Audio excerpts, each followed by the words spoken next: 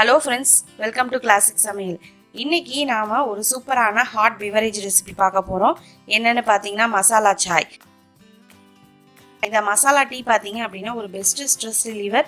அது மட்டும் இல்லாமல் காய்ச்சல், இருமல், சளி இந்த மாதிரி டயத்தில் இதை எடுத்துக்கிட்டிங்க அப்படின்னா பயங்கர ரிலீஃபாக இருக்கும்.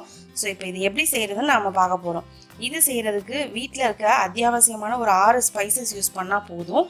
இதில் பார்த்தீங்கன்னா முதல்ல நான் வந்து 1 டீஸ்பூன் அளவுக்கு மிளகு, அடுத்து பார்த்தீங்கன்னா 1/2 டேபிள் ஸ்பூன் அளவுக்கு மல்லி, அதாவது வரமல்லி,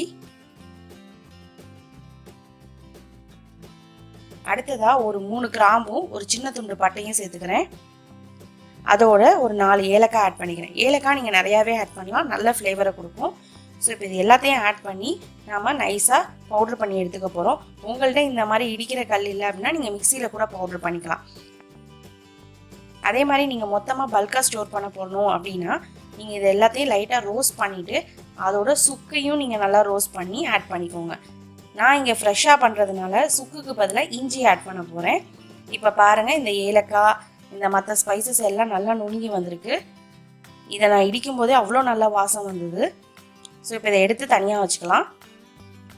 இப்போது இதோட நான் வந்து ஒரு சின்ன துண்டு இஞ்சியை ஆட் பண்ண போகிறேன். நான் ஆல்ரெடி சொன்ன மாதிரி நீங்கள் மொத்தமாக செய்கிற அப்படி இருந்தால் சுக்கை ஆட் பண்ணிக்கோங்க, அவ்வளோதான். பட் எல்லாத்தையும் ரோஸ்ட் பண்ணி ஆட் பண்ணிக்கணும், அப்போ தான் வந்து உங்களுக்கு ரொம்ப நாளைக்கு வரும். இப்போ பாருங்கள், இஞ்சி நான் நல்லா ஃப்ரெஷ்ஷாக தட்டிக்கிறேன். இப்போ இந்த இஞ்சியையும் நாம் வந்து தனியாக எடுத்து வச்சிடலாம். இப்போ நம்ம டீ பண்ணலாம். அதுக்கு நான் வந்து இங்கே ஒரு பேனில் 1 கப் அளவுக்கு தண்ணி ஆட் பண்ணிக்கிறேன். அதோட நம்ம தட்டி வச்சுருக்க இஞ்சியும் அந்த நுணுக்கி வச்சுருக்க மசாலா பவுடரையும் ஆட் பண்ணிக்கிறேன். ஆட் பண்ணி இதை ஒரு 4லேருந்து 5 நிமிஷத்துக்கு நல்லா மீடியம் ஃப்ளேமில் கொதிக்க விடுங்க. இப்போது இது ஒரு 2லேருந்து 3 நிமிஷத்துக்கு லைட்டாக கொதிக்கட்டும். இது லைட்டாக கொதிக்க ஆரம்பித்ததுக்கு அப்புறமா இதில் நான் 3 டீஸ்பூன் அளவுக்கு டீ தூள் ஆட் பண்ணிக்க போகிறேன். உங்களுக்கு எந்த பிராண்ட் டீ தூள் பிடிக்குமோ அதை ஆட் பண்ணிக்கோங்க. எங்கள் வீட்டில் எல்லாருமே ஸ்ட்ராங்காக தான் டீ குடிப்போம், அதனால் இங்கே நான் 3 டீஸ்பூன் ஆட் பண்ணுறேன். நீங்கள் லைட்டாக குடிப்பீங்க அப்படின்னா 1.5 அல்லது 2 டீஸ்பூன் அளவுக்கு நீங்கள் டீ தூள் ஆட் பண்ணிக்கலாம். இப்போது இந்த டீ தூளை ஆட் பண்ணதுக்கப்புறமா இதோட பச்சை ஸ்மெல் நல்லா போய் வரணும் அப்படிங்கிறதுக்காக ஒரு 5 நிமிஷத்துக்கு மீடியம் ஃப்ளேமில் கொதிக்க விட போகிறேன். இது நல்லா மீடியம் ஃப்ளேமில் 5 நிமிஷம் கொதிச்சு நல்லா அந்த டீ தூளோட பச்சை ஸ்மெல்லாம் போய் வரட்டும்.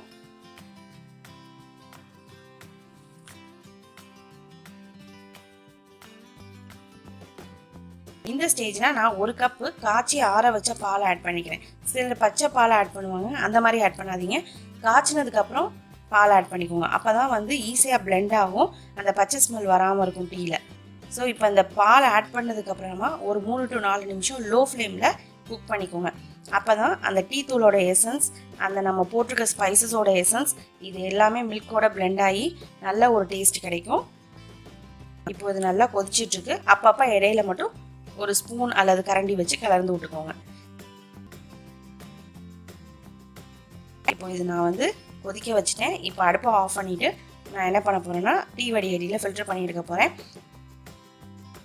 இன்னொரு முக்கியமான விஷயம், டீ அடுப்பில் கொதிச்சுட்டு இருக்கிற டயத்தில் சுகர் ஆட் பண்ணாதீங்க. இந்த மாதிரி டீயை தனியாக ஃபில்டர் பண்ணி எடுத்துகிட்டு அதுக்கப்புறமா சுகர் ஆட் பண்ணிக்கோங்க. முதலே ஆட் பண்ணிட்டீங்க அப்படின்னா உங்களுக்கு நீர்த்து போன மாதிரி ஆயிரும் டீ. ஸோ இந்த மாதிரி நல்லா கொதித்து வடிகட்டிட்டு உங்களுக்கு தேவையான அளவு சுகரை ஆட் பண்ணி நல்லா மிக்ஸ் பண்ணி விட்டுட்டு குடிங்க.